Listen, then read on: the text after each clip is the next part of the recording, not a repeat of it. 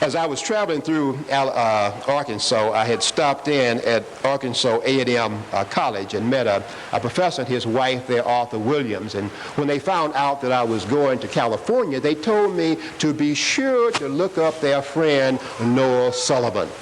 They said, oh, he's a marvelous man. He's like a saint, but not a solemn saint. He's witty and wise and rich and wonderful. And they said that when you get to know him, so human, you almost forget that he's white.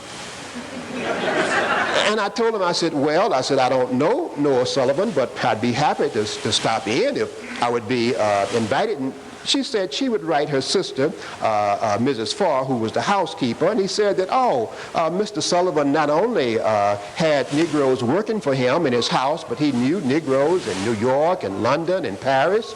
So when I got to Los Angeles, I received a letter inviting me to stop in at Noah's house. So as we drove up to 2323 Hyde Street up on Russian Hill, that looked out over the San Francisco area and the bay, and I looked up and I saw those ivy-covered walls and those windows all abloom. I figured it would be interesting to be a guest at this house.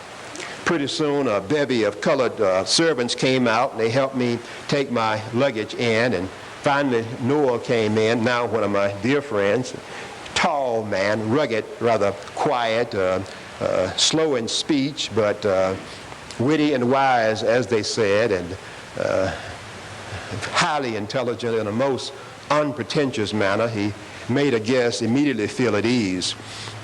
And after traveling all across the country, I wanted nothing better than to settle down in a nice, comfortable bed, and then to get up the next morning with steaming hot coffee and fresh orange juice and have breakfast on a flower-covered terrace. And I mean, he even had a personal secretary who would take dictations and a car at my disposal. And this place remained my West Coast headquarters for as long as I was there. And in the last trip, we were driving up the West Coast through Oregon up to Seattle, and we had stopped in a strange town in Oregon, and we had gotten to the point where we were so sleepy we couldn't go any further, and so we stopped at the nearest hotel and asked for a room, and we were refused, and we went to another, and the same reply, and another, and they each said, we don't take Negroes. And so finally we decided we would go to the nearest police station and ask the policeman where Americans of color might find lodging.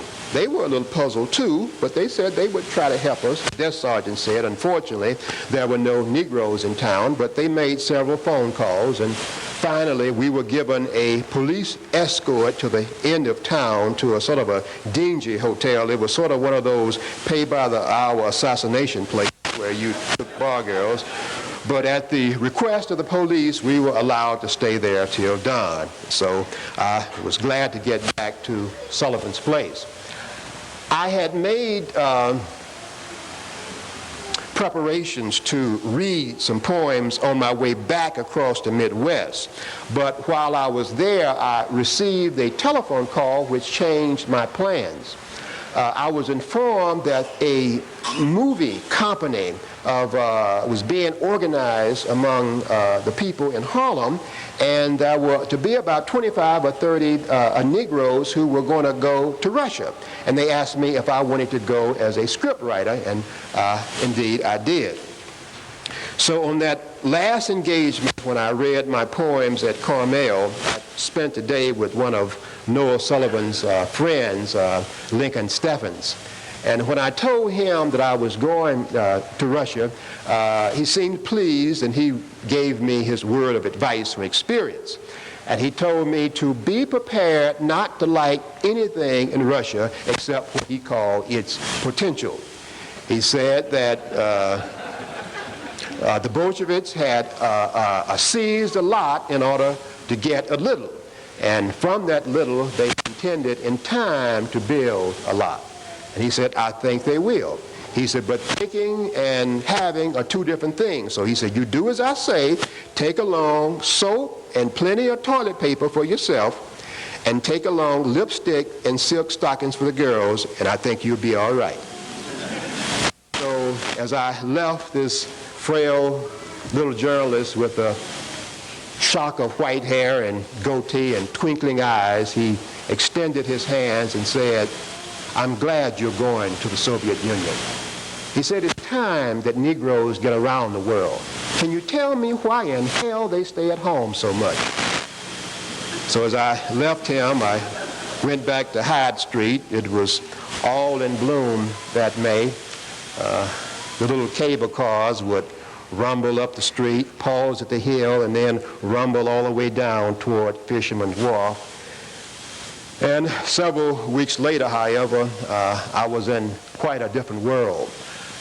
From the best of American capitalism to the showplace of Russian communism.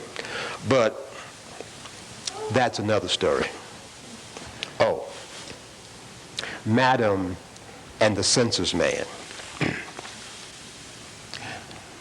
The census man, day he came around, wanted my name to put it down. I said, "Madam, Alberta K," but he hated to write the K that way. He said, "What does the K stand for?" I said, "K and nothing more." He said, "Well, I'll put it K-A-Y. I said, "If you do, you lie.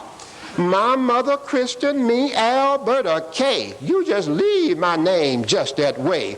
He said, "Mrs. with a snort, just a K makes your name too short." I said, "I don't give a damn. Leave me and my name just like I am. Furthermore, you rub out that Mrs. too. I'll have you to know I'm Madam to you." Say good night, Madam. Good night.